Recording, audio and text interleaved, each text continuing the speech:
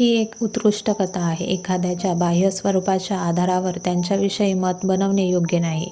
एखाद्या व्यक्तीला जाणून घेण्यासाठी त्याच्याबद्दल कोणतेही मत तयार करण्यापूर्वी त्याच्याशी बोलणे आणि त्याला समजून घेणे महत्त्वाचे आहे. चला कथा वाचूया. एकदा एक गुलाब होता. त्याला स्वतःच्या दिसण्याचा खूप अभिमान होता. गुलाबाच्या जवळच एक निवडुंग होता. रोज रोज गुलाब निवडुंगाचा अपमान करायचा, पण निवडुंग काहीच बोलला नाही.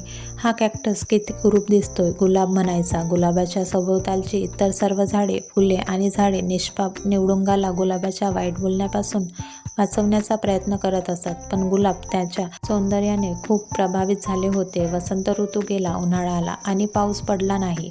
हळूहळू गर्विष्ठ सुंदर गुलाबाचा रंग उडून तो कोमेजायला लागला. गुलाबाने एका पक्ष्याला आपली चोच कॅक्टसमध्ये घालून त्यातून पाणी पिताना पाहिले. गुलाबाला कॅक्टसची मदत घ्यायला लाज वाटली, पण शेवटी त्याने विचारले, "तू मला थोडे पाणी देऊ शकशील का? नाहीतर मी लवकरच मरेन." तो कॅक्टसला म्हणाला. दयाळू कॅक्टस सहमत झाला आणि पक्ष्याने गुलाबाला पाणी दिले.